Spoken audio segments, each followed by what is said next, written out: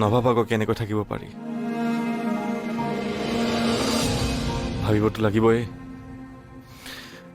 ভাবিবতো লাগিবই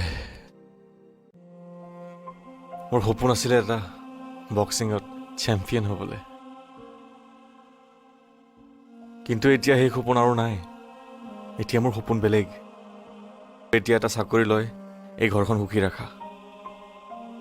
সেইটোৱে সপোন দিন ৰাতি দেখি থাকো ক'লেও চাগে তহঁতে মোক বিশ্বাস নকৰিবি মোৰ যে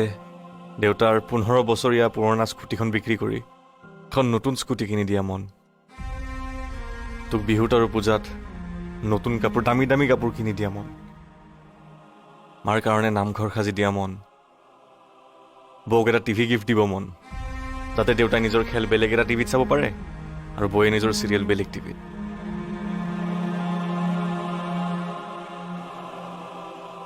এইবোৰ বাছ মনহে আছে